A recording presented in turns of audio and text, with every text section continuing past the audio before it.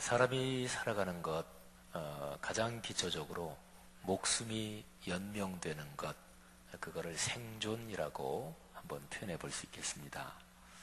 근데 생존보다 한 차원 높은 것이 공존 또는 공생입니다. 그러니까 생존 그러면 나 하나, 어떤 생명 개체 하나가 생명 현상을 연장해 가는 것, 그거를 생존이라고 한다면 공존 또는 공생은 나만이 아니라 다른 사람도 생명 개체 언어 하는 것만이 아니라 다른 것들도 같이 더불어 살아간다, 그런 얘기죠. 공생보다 한 차원 더 높은 것을 상생이라고 표현할 수 있을 것입니다. 공존 공생은 그저 같이 여기저기 있다 이렇게 본다면, 상생은 서로가 연결되는 거지요. 격려, 지지, 또 연대, 도움, 뭐 이런 걸 통해서 서로가 서로의 생명 현상을 북돋우고, 그리고 서로를 격려하면서 같이 시너지 효과를 일으키면서 생명 현상이 충만해지는 것, 그거를 상생이라고 얘기할 수 있습니다. 어제가 우리 민족이 일제 강점, 일제 치하에 있을 때 대한민국은 독립국이다, 그런 거를 선언한 3.1 독립혁명 또는 3.1운동의 기념일이었습니다. 근데 반일, 일제에 반대한다는 거죠. 저항하는 거죠. 근데 그때 당시에 반일, 일제에 대한 저항이 꼭 필요했습니다. 근데 반일보다 한 차원 더 높은 게 극일입니다. 반일은 저항한다 이런 거라면, 극일은 넘어서서 극복해서 이긴다 그런 거니까 극일이 한 차원 더 높은 거죠. 근데 극일보다 한 차원 더 높은 게 있습니다. 그거는 일본 제국주의에 대한 미움의 감정도 넘어서서 그들까지 같이 끌어안는 것입니다. 이런 게 가능할까요? 예. 안중근 의사, 또 안도산 선생, 안창호 선생은 그런 정신의 넉넉함을 가진 분이었습니다. 그래서 한국, 또 중국, 일본 이 3개국이 같이 평화를 이루어 가야 된다. 그래야 이 동양의 평화가 이루어질 수 있다. 이런 얘기를 안중근 의사께서 말씀하셨고, 또 안도산 선생도 그런 말씀을 하셨습니다. 그래서 이 두 분은 일본 사람들에게서도 존경을 받았던 그런 사람들이었습니다. 일본이 그때 당시에 내걸었던 표제 중에 하나가 대동아 공영, 이런 얘기를 했어요. 대동아, 그러니까 아시아가 대동, 크게 하나로 된다. 그래서 공영, 서로가 번영한다. 근데 그거는 제국주의가 그냥 포장하기 위해서 내건 그냥 그런 말이지요. 실제로는 전혀 그러지 않았지요. 인간 차별을 했고 착취를 했으니까. 그러니까 지배자가 또는 강한 힘을 가지고 있는 사람이 우리 같이 다 잘 사는 거다, 이렇게 얘기하는 거는 거짓으로 그냥 포장해서 얘기하든지 아니면 진지하게 얘기하더라도 그건 그렇게 어렵진 않습니다. 근데 당하고 있는 입장에서 자기를 짓누르고 칼자루를 휘두르는 그런 사람까지 정신적으로 미움을 극복하고 증오를 극복하고 같이 끌어안는 거, 이거는 결코 쉬운 일이 아닙니다. 정신에 엄청난 에너지가 있어야, 고결한 영혼이 있어야 가능한 것이지요. 그런데 사실은 인류 역사에서 참으로 아름다운 하나님이 창조하신 피조 세계에서 야, 이게 진짜 아름다운 것이다, 이게 진짜 멋있는 것이다, 그런 거는 대개가 다 구조가 그랬습니다. 마하트마 간디의 지도로 인도가 영국을 극복한 것이, 무저항주의 운동으로 극복한 것이 바로 그런 에너지였고요. 그리고 마틴 루터 킹 목사가 흑백 차별을 극복하면서 벌인 운동도 바로 또 그런 에너지였습니다. 손양원 목사님이 자기의 두 아들을 찔러 죽인 그 젊은이를 용서하면서 자기의 양 아들로 삼은 그 위대한 에너지도 바로 그런 것이었죠. 사랑하신 여러분, 하나님께서 창조하신 이 피조 세계에서 가장 아름다운 에너지, 또는 가장 고귀한 하나님의 선물은 무엇일까요? 그거는 이 피조 세계의 모든 것은 결국은 서로 연결되어 있다. 바로 이러한 깨달음이고, 그리고 오늘 여기 에베소서 말씀에는 이러한 깨달음과 연관된 아주 귀중한 가르침이 있습니다. 그거를 저는 하나님이 창조하실 때 주신 선물이라고 묵상을 했고, 그리고 창세기 말씀과 연관해서 말씀을 공부하면서 큰 은혜를 받았습니다. 하나님이 천지를 창조하실 때 피조 세계에 주신 선물이 참 많은데, 그 중에서 가장 빼어나고 가장 위대한 건 몇 가지를 꼽으란다면 그게 무엇일까요? 근데 그 중에 하나가 오늘 에베소서 3장 1절부터 6절에 그 단어, 그거를 표현하는 말이 나와요. 자, 우선 창세기로 우리가 한번 건너가서 창세기에 나오는 하나님의 뜻을 잠시 살펴보십시다. 하나님은 6일 동안 천지를 창조하시잖아요. 근데 하나님의 천지 창조가 무작위로 그저 되는 대로 그렇게 진행된 게 절대로 아닙니다. 창세기의 창조 사건을 가만히 묵상해 보면 많은 성경학자들이 공통적으로 얘기하는 것처럼 하나님은 아름다운 질서와 조화 가운데, 그리고 참 멋지게 모든 피조물이 다 서로가 조화되도록 그렇게 창조를 하셨어요. 첫째 날, 둘째 날, 셋째 날 하나님이 창조하신 게 이렇게 됩니다. 첫째 날 빛, 두 번째 날 공간, 궁창, 세 번째 날은 땅, 바다를 이렇게 나누어 가지고 물을 한 곳으로 모으고 그런 작업을 하시죠. 그런데 네 번째 날, 다섯 번째 날, 여섯 번째 날 창조하신 게 첫째, 둘째, 세 번째 날 요거하고 이렇게 서로 연결이 됩니다. 하나님이 빛을 창조하셨는데 쉽게 말하면은 뭐 천체 뭐 이런 거지요. 네 번째 날은 해, 달, 별, 말하자면 천체의 구체적인 구성물들을 만드십니다. 첫째 날하고 짝이 되는 거지요. 그 다음에 다섯 번째 날은 하나님이 두 번째 날 공간을 만드셨잖아요. 다섯 번째 날은 공중의 새들을 창조하시고, 그리고 아래쪽 바다의 물고기들을 창조하십니다. 그 공간을 적절하게 조화롭게 채우신 거지요.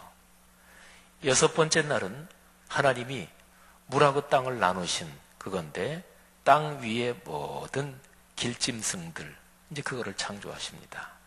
그러니까 하나님은 주도 면밀하게 당신의 아름다운 조화에 따라서 이 천지를 창조하신 거지요. 참 완벽하게 창조하신 거지요. 그래서 하나님의 모든 피조물은 모든 것이 그 어느 것 하나라도 외따로 소외된 것이 없이, 따로 노는 것이 없이 모든 게 전부 다 아름답게 조화가 되면서 어느 하나도 천하게 여겨지는 것 없이, 소외되는 것 없이, 왕따 당하는 것 없이, 등치가 크나 작으나 어디에 있든지 간에 다 아름답게 조화되게 하셨어요. 그러니까 하나님이 6일 동안 천지를 창조하시고, 야, 참 보기 좋구나 이렇게 말씀하셨죠. 자, 제가요 지금 엿새 동안의 하나님의 창조에서 하나 빼놓은 게 있어요. 불어. 그게 사람의 창조지요. 사람도 하나님이 여섯 번째 날에 창조하시잖아요. 그런데요, 사람을 창조하시면서 하나님께서 실제 작업에 들어가시기 전에 구상하신 구상이 성경에 나와요. 창세기 1장 26절인데요. 제가 한번 읽어보겠습니다. 우리의 형상을 따라 우리의 모양대로 우리가 사람을 만들고 그들로 바다의 물고기와 하늘의 새와 가축과 온 땅과 땅에 기는 모든 것을 다스리게 하자. 아멘. 여러분, 이 구절이 대단히 중요합니다. 이 구절에서 우선 앞부분 한 덩어리를 제가 말씀을 드립니다. 여기에 우리라는 말이 3번 반복되죠. 우리의 형상, 우리의 모양대로, 그리고 우리가 사람을 만들자. 하나님이 스스로 마음속으로 생각하시든지 뭐 이런 거예요. 구상하시는 거예요. 우리는 누굴까요? 많은 신학자들이 공통적으로 하는 얘기가 그거는 하나님의 삼위일체성을 말씀하는 거다 이렇게 얘기를 하는 거예요. 그러니까요, 우리가 믿는 하나님은 삼위일체는 구체적으로 이거를 설명을 완벽하게 하기는 힘들어요. 거의 불가능해요. 근데 중요한 거 하나는 하나님은 삼위일체의 신비 속에서 스스로 관계 속에서 계시는 분이에요. 그러니까 하나님의 존재 방식은 우리가 믿는 그 하나님은요, 더불어 함께 계시는 분이에요. 이게 하나님의 아주 근본적인 속성입니다. 하나님은 그러신 분이에요. 홀로, 외로이, 독야청청하게, 고고하게, 그게 아니라 하나님은 우리라는 표현에서 볼 수 있는 것처럼 더불어 함께. 그런데요, 바로 그런 형상과 모양을 따라서 그렇게 사람을 만들자 그랬어요. 그러니까 사람이라는 존재는 6일 동안 창조한 다른 모든 피조물하고 근원적으로 다릅니다. 본질적으로 달라요. 더불어 함께 계시는 하나님의 존재 방식처럼 사람은 근원적으로 하나님한테서 그런 유전자라 그럴까, 그런 어떤 하나님의 특별한 선물을 받았어요. 그런데 왜 사람을 그렇게 만드셨을까요? 목적이 있을 거 아니겠어요? 그 목적이 바로 뒤에 나와요. 우리 형상, 우리 모양, 그래서 그렇게 우리가 사람을 만들고, 그리고 사람한테 무슨 임무를 맡겨놔 보세요. 그들로 다스리게 하자. 가운데 뭐를 다스리느냐? 바다의 물고기, 하늘의 새, 가축, 온 땅과 땅에 기는 모든 것. 말하자면 피조세계 전체를 다스리게 하자. 그러면 이렇게 해서 만들어진 사람이 다스린다. 이 다스린다는 표현이 힘을 부린다는 얘기일까요? 칼자루 휘두른다는 얘기일까요? 권력을 쥐고 있으니까 그 권력으로 마음대로 제멋대로 한다. 그게 이 다스린다는 말의 뜻일까요? 아니겠죠, 그죠? 그러니까 이 창세기 1장 26절에 다스린다, 이 뜻은 말이죠. 하나님이 창조하신 피조세계, 그게 어느 하나도 빠진 것 없이 조화롭게 아름답게 서로가 상생하면서 서로의 생명 현상을 북돋아 주면서 그렇게 존재하는 건데, 그 방식으로 잘 가꾸고 그리고 잘 이끌어간다, 그런 뜻이에요. 자연 환경을 사람이 하나님이 주신 이성과 지성과 그리고 하나님의 정신, 이거를 이용해서 과학기술을 발전시켜서 산도 마음에 안 들면 뚝 잘라버리고, 그리고 자연 만물 마음대로 사용하고, 땅속에 있는 석유, 석탄 쓸 대로 다 써버리고, 이렇게 하라는 얘기일까요? 그게 아닙니다. 자연 만물이 근원적으로 보면 사람이 잘 가꾸고 다스려야 할, 어떤 각도에서 보면 형제 자매처럼 그렇게 보듬어 안고 가라. 이게 창세기 1장 26절에 다스리게 한다, 바로 그런 뜻입니다. 여러분, 그러니까 하나님이 사람을 그런 존재로 만드시고 그런 사명을 맡기셨는데, 그게 뭐냐? 바로 더불어 함께. 이게 창조의 위대한 선물이에요. 우주를, 세계를 코스모스라고 그러죠, 그죠? 코스모스 꽃도 있잖아요. 근데 이 코스모스란 뜻이 뭐냐면 조화, 함께 어우러지는 것. 그러면서 가장 아름답고 더 하나 뭐를 빼거나 더할 수 없이 가장 완벽하게 조화롭게 아름답게 서로에게 연결되어 있는 것, 그걸 가리켜서 코스모스라고 그래요. 하나님이 창조하신 세계는 바로 그런 코스모스였습니다. 못 있죠. 사랑하신 여러분, 이 땅에 그리스도인으로 살면서 하나님의 이런 창조의 선물 누리며 사시기를 바랍니다. 인간의 죄성 때문에 그게 망가지고 어그러지고 일그러졌지만, 우리는 하나님이 명백하게 부르신 사람들이니까 우리가 말씀을 묵상하면서 살면 그런 복을 누릴 수가 있어요. 그런 축복이 있기를 바랍니다. 자, 그러면은요, 창세기 3장으로 잠깐 넘어가서 하나님의 창조의 위대한 선물 더불어 함께, 이게 죄 때문에 깨져요. 그런데 어떻게 깨지나 한번 잠깐만 볼까요? 3장 1절에 보면 뱀의 형상으로 나타난 사탄이 하와를 유혹합니다. 하나님이 이 동산에 있는 모든 나무의 실과를 다 먹지 말라고 하셨느냐? 그런데요, 사탄이 유혹하는 것은 근본적으로 의심을 하게 만드는 거예요. 의심을. 사탄이 하나님이 진짜 그러셨느냐? 그게 맞느냐? 그러면 맞지. 안 맞아요. 창조주 하나님이 하신 말씀인데 맞지 안 맞아요? 당연하지요. 아마 하와는 처음에는 그렇게 대답했을 거예요. 아우, 맞지, 그럼 하나님이 그렇게 말씀하셨지. 근데 나중에 사탄이 와서 또 한 번 찌르는 거예요. 그러셨느냐? 그게 맞냐? 아, 맞다 그랬잖아, 내가 전에. 근데 나중에 한참 전에 또 와서 그랬냐? 그게 맞냐? 아니, 맞대도 신경질을 버럭 내고, 그래서 뱀이 싹 도망가니까 하와가 속으로 생각이 드는 거예요. 진짜 아닐 수도 있을까? 이런 거예요. 인간 역사에서 마타도 흑색 선전 또는 비방이라든지 이런 거는 예수님 재림하실 때까지 계속될 거예요. 왜? 이게 사람의 특성상 그게 작동을 해요. 효과를 일으켜요. 당연히 맞고 그거는 얘기할 필요도 없다, 이런 것도 계속해서 맞냐? 진짜냐? 아닐 수도 있지 않을까? 이렇게 찔러대면 사람은 정신이 거기에 쏠리게 돼 있어요. 그래서 예수님 재림하실 때까지 그거는 사탄이 쓰는 가장 전형적인 방법 중에 하나입니다. 거기서 중요한 거는 말씀을 의심하게 한다, 이게 중요합니다. 자, 보세요. 그래서 결국은 넘어가잖아요. 그런데 하나님의 말씀을 의심하고 그래서 죄를 짓는데, 죄 짓고 난 다음에 상황이 어떻게 되나 보세요. 하나님이 아담에게 물어요. 너 그거 왜 따먹었니? 아담이 이렇게 얘기합니다. 하나님이 만들어서 제게 주신 그 여자가 먹으라고 그랬어요. 책임 전가, 핑계대는 거죠. 다른 말로 비난입니다. 아담은 처음에 하와를 볼 때 깊은 사랑의 고백을 했어요. 이는 내 뼈 중에 뼈요 살 중에 살이로다. 그런데 이제는 반대로 비난하는 거예요. 3장 12절이 그래요. 13절을 가면 하나님이 하와에게 묻습니다. 그러면 너는 왜 먹었니? 그랬더니 하와도 뱀에게 책임을 전가해요. 뱀이 나를 꼬여서 그랬습니다. 사랑하신 여러분, 죄가 가져오는 가장 무서운 결과가 뭐예요? 하나님이 창조하신 창조의 가장 위대한 선물, 더불어 함께, 이게 깨지는 거예요. 하나님이 벌을 내리시잖아요.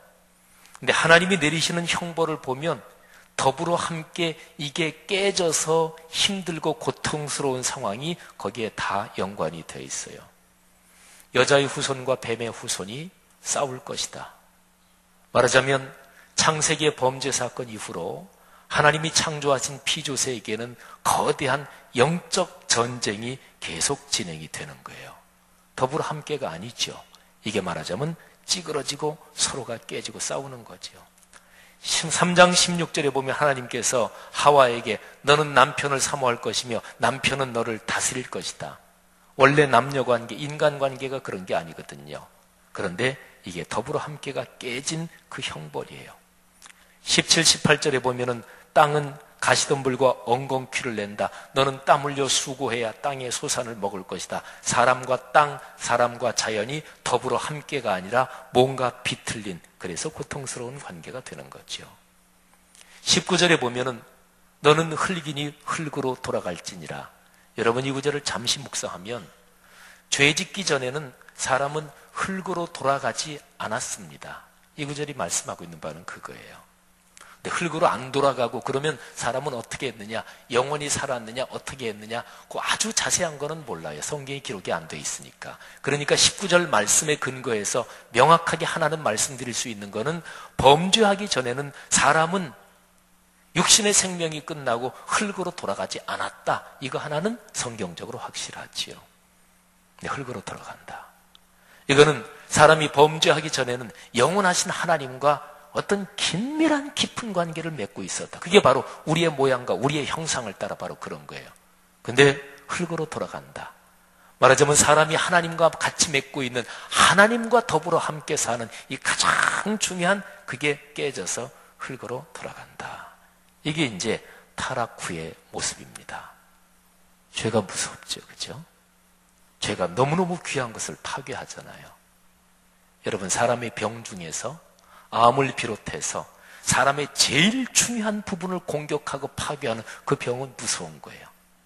근데 죄는 하나님이 창조하신 피조세계에서 가장 아름다운 선물, 가장 위대한 선물, 가장 위대한 축복, 한 서너 가지 중에 하나인 더불어 함께 그를 깨는 거예요. 죄가 무섭다는 것을 깊이 깨달으시기를 권면합니다. 죄를 멀리 하십시오. 죄를 미워하십시오. 죄를 끊으십시오. 사랑하시는 여러분, 창세 엿새 날에 천지를 창조하시고 하나님이 7번째 날에 쉬십니다. 안식일이지요. 평안하게 그리고 행복하게 쉬는 거예요. 그런데요, 7번째 날의 그 안식일, 오늘날의 주일 성수, 그거는요, 그 평안하고 행복한 쉼은 엿새 동안의 창조가 아름답게 더불어 함께 이렇게 돼 있기 때문에, 그래서 7번째 날 평안하고 행복하게 쉼이 있었던 거예요. 예를 들어 볼까요? 여러분이 1년에 휴가 가실 때, 근데 휴가 바로 가려고 그러는데 휴가 가기 전까지 회사든 직장이든 공장이든 사업이든 또는 가정 문제든 큰 사건이 터져서 아주 고민거리가 생겼다. 이거 휴가 가 있는 기간 중에 뭔가 더 이게 크게 불거질지도 모르겠다. 그런 상황에서 휴가 가서 마음이 편해요? 아니지요. 한동안 우리 사회에서 많이 유행이 된 말, 열심히 일한 당신, 열심히 일한 그대 떠나라. 참 멋있는 말이잖아요. 열심히 일해서 성과도 좋고 열매도 얻고 그리고 나서 여름 휴가 쫙 가면은 이게 얼마나 평안해요. 창세기에서 창세기 2장에 나오는 안식일, 이거는요, 첫날부터 엿새 날까지 하나님의 모든 창조가 이게 더불어 함께 참 아름답고 평안하게 완성됐기 때문에 그래서 오는 안식이에요. 성도 여러분, 여러분의 삶에서 이런 안식, 이런 쉼을 사모하시기를 바라고 누릴 수 있기를 주님의 이름으로 축복합니다. 사랑하신 여러분, 우리 사람이 구체적으로 생활할 수 있는 거에서, 생활하는 거에서 두 가지에만 제가 한번 들어볼게요. 더불어 함께가 얼마나 중요한지. 자, 사람 몸을 한번 생각해 보세요. 우리 여기 계신 분들 중에서 요즘 뒷목이 좀 땡기시는 분들이 계신가요? 뒷목이? 갑자기 목이 이상해져요? 안 그랬는데 제 말을 들으니까. 아니면 앉아 계시다가 이렇게 좀 오래 앉아있다 일어나려면 허리가 요즘 전에는 안 그랬는데 좀 이러신 분이 계셔요? 아니면은 당뇨 또는 스트레스 또는 내장 비만 또는 관절이 내가 전엔 그러지 않았는데 요즘 이상하게 계단 내릴 때 어떻게 여기가 따끔하고 아프고 관절염 오는 거 아니야? 혹시 이런 분 안 계세요? 눈이 침침하고 뭐 이런 분? 여러분, 이렇게 하고서 영적으로 뭔가 잘못됐네, 기도해야 돼, 한 1,000,000원 헌금해야 풀리겠어, 이러면 넘어가겠죠. 여러분, 사람 사는 거는 다 비슷해요. 다 비슷해요. 건강, 재물, 자녀 문제 때문에 고민하는 거는 80, 90%는 다 그런 거예요. 그러니까 진짜로 예언의 은사 받은 사람도 있지만 사람을 종교적으로 후리는 거는 그렇게 어렵지 않아요. 어떤 사람 보고 수심이 찼네. 아니, 수심이 찬 거는 영적인 사람만 알아요. 인생 40, 50 정도 살고 지혜롭게 산 사람이면 다른 사람 얼굴 보면 저 사람 뭐 걱정거리 있구나. 그걸 몰라요? 예, 셜록 홈즈도 다 아는데, 그잖아요. 예. 영적으로 명철하시고 지혜롭고 성경적인 신앙을 따라 걸어가시기를 주의 이름으로 축원합니다. 여러분, 사람 몸이 이런저런 문제가 일어나는 건 간단합니다. 어떤 각도에서 보면 사람의 몸 전체가 수도 없이 많은 게 같이 다 한 몸이 돼서 지체가 돼서 움직이는데 거기에 조화 균형이 깨지는 거예요. 어느 하나가 남의 자식 역할을 하는 거예요. 그러면 이제 이게 조화가 깨지는 거예요. 암이라는 게 몸속에서 어떤 세포 하나가 나는 너하고 다르다, 그리고 놈이 자식 행세하는 거, 그게 쉬운 얘기로 암이잖아요. 그러니까 더불어 함께 하나님의 창조의 원리가 사람이라는 소우주 안에서 그게 깨지는 거예요. 자, 또 하나 예를 들어볼까요? 자동차가 한 대가 만들어지려면 부품이 한 2만 개 좀 이상 들어간다 그러나요? 뭐 그런 얘기를 들었어요. 하여튼 한 2만여 개 부품. 자동차 한 대가 완벽하게 굴러가려면 엄밀하게 말하면 2만여 개 부품이 전부 다 서로 연관을 맺고 같이 유기적으로 연결돼서 작동해야 돼요. 물론 뭐가 하나 조금 망가졌다, 기스가 좀 났다, 뭐 등등 뭐 이런 거 가지고 큰일 났다 그러지는 않겠죠. 그런데 자동차의 전기 계통 또는 브레이크 시스템, 또는 뭐 이런 아주 중요한 거, 동력 전달 축이라든지 이런 게 만일에 이상이 생긴다, 그러면 잘못하면 큰 사고가 날 수 있죠. 생각해 보십시오. 우리 사람이 살아가면서 경험하는 모든 것은 어떨 때 행복합니까? 더불어 함께. 어떨 때 힘들어요? 더불어 함께가 깨지면 힘든 거예요. 성도 여러분, 오늘 에베소서에서는 사도 바울이 바로 그런 창조 하나님의 선물을 얘기하고 있어요. 자, 오늘 에베소서 말씀이요, 2절에 보면 하나님의 은혜의 경륜, 이런 말이 나와요. 경륜. 이 경륜을 성경 원어를 가장 쉽게 번역하면 살림살이, 이렇게 번역하면 돼요. 오이코노미아, 이거는 살림을 잘한다, 그런 뜻도 가지고 있는 말이에요. 그러니까 경륜 또는 섭리, 그러면 우리 가정주부는 가정살림을 하고 한 가장은 한 가정을 이끌어가는 거지만, 하나님은 천지를 창조하신 분이니까 모든 존재하는 피조세계 전체를 살림살이 하시는 분이에요. 그러니까 하나님이 섭리 가운데 경륜 가운데 전체를 쭉 살림하시는데, 그런데 하나님이 어떤 귀중한 선물을 비밀로 묶어 놓으셨어요.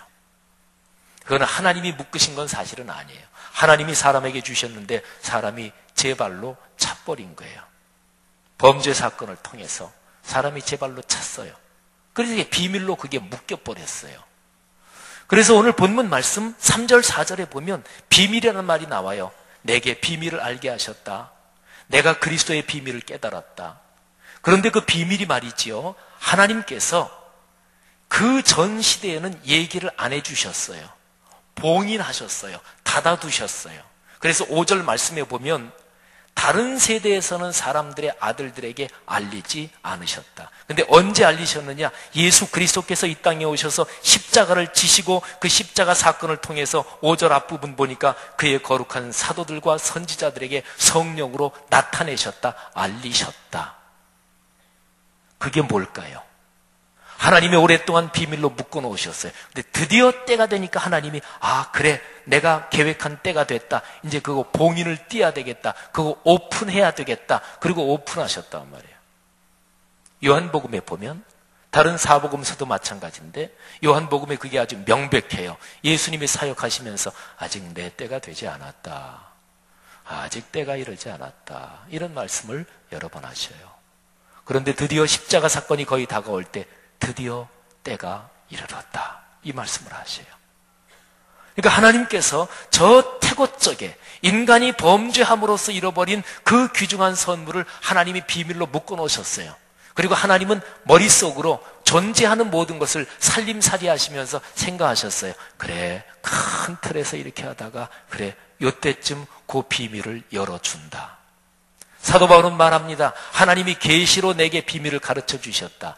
계시란 말을 신앙생활하면서 쓰기도 합니다만은 계시란 말은 66권 성경에 관련해서만 쓰는 게 그게 신앙적으로 건강합니다. 뭐 직통계시, 내가 계시받았다, 이거는 신앙이 병드는 대표적인 표현 중에 하나예요. 그런데 사도 바울은 말이죠, 성령의 충만으로 하나님이 내게 계시하셨다. 사도 바울 그분이 성령의 감동으로 쓴 글이 그게 성경 진리의 말씀으로 들어가 있으니까 상황이 좀 다르겠죠. 근데 하나님이 그 거대한 살림살이 섭리 경륜 가운데 드디어 비밀을 열 때가 돼가지고 그 계시를 사도 바울에게 말씀하셨다는 거예요. 그게 뭘까요? 그게 6절에 나와요. 5절 마지막이 이렇습니다. 거룩한 사도들과 선지자들에게 성령으로 나타내셨는데 그 이전 세대에서는 알리지 아니하셨다. 그게 뭐냐 하고서 이제 6절을 얘기하는 거예요. 6절을 제가 읽습니다. 이는 이방인들이 복음으로 말미암아 그리스도 예수 안에서 함께 상속자가 되고 함께 지체가 되고 함께 약속에 참여하는 자가 됨이라. 아멘. 여기 3번 반복되는 단어가 있죠. 함께. 여러분, 사도 바울은요, 에베소서 1장 22절 23절에서 이런 말씀을 합니다. 이 위대한 비밀이 뭐하고 연관되어 있냐면요, 제가 22, 23절에 있습니다. 만물을 그의 발 아래, 예수 그리스도의 발 아래에 복종하게 하시고 예수 그리스도를 만물 위에 교회의 머리로 삼으셨느니라. 교회는 그의 몸이니 만물 안에서 만물을 충만하게 하시는 이의 충만함이니라. 아멘. 예수 그리스도는, 그리고 교회 공동체는 하나님이 창조하신 피조세계 전체 만물 이 전체 안에 있으면서 이 전체를 충만하게 하는 그런 역할을 한다는 거예요. 충만하게 한다는 게 싸움이 충만하고 갈등이 충만하고 비방이 충만하게 한다, 그런 얘기는 물론 아니겠죠. 하나님이 주시는 그 거룩한 충만함 더불어 함께 그 코스모스의 아름다운 조화로 충만하게 한대요. 이게 비밀이에요. 이게 교회예요. 교회를 어떻게 아십니까? 교회가 무언지를 어깨너머로 배우는 거 아니에요.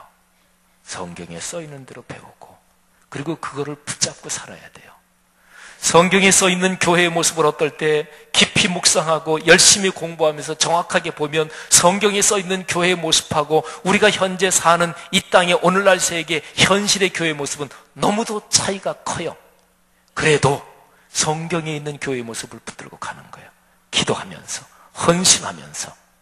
그게 바로 하나님의 사람들이고 그리스도인이고, 2000년 교회 역사는 바로 그렇게 걸어왔고, 창세 이후로 하나님 신앙은 그렇게 걸어왔어요. 사랑하신 여러분, 하나 중요한 거 말씀드리고 제 설교를 마치려고 그래요.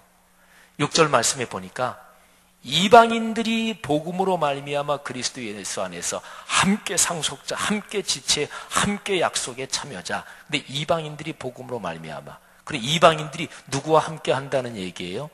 유대인.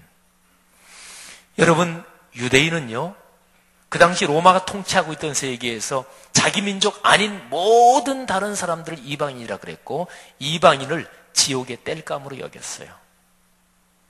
그러면 이방인들은 그때가 로마가 통치하고 있던 로마 제국이니까 로마 시민권을 가진 사람들이 그 세계에서 제일 중심적인 사람들이죠. 근데 그 사람들을 비롯해서 유대인들이 이방인이라고 그렇게 지옥의 땔감 정도로 여기는 그 사람들은 이 유대인들을 고집스럽고 독종이고 사회의 암적인 존재, 이렇게 생각을 했어요.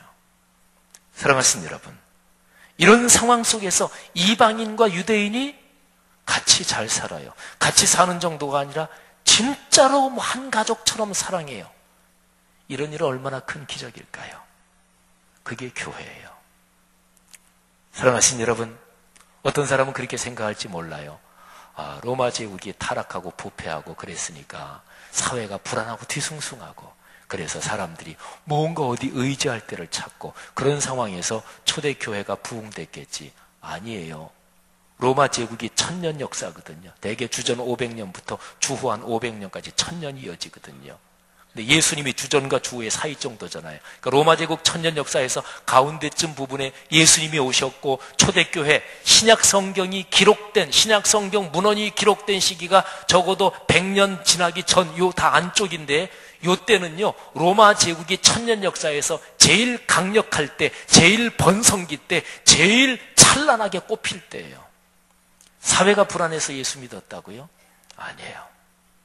제일 중요한 건 한 가지예요.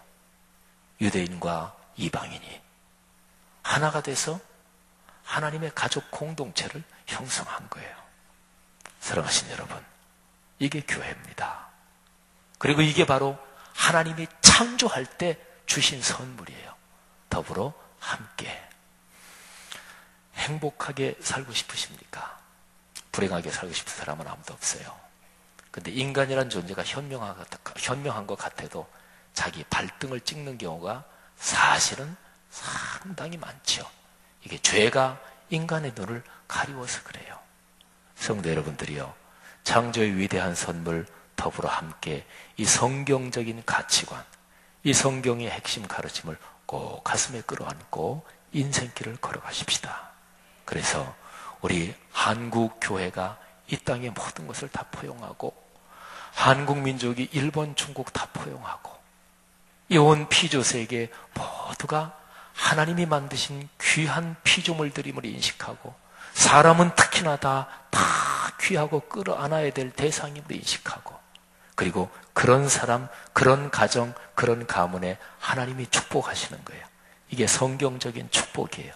그런 축복 다 누리시기를 주의 이름으로 축원합니다. 기도하겠습니다.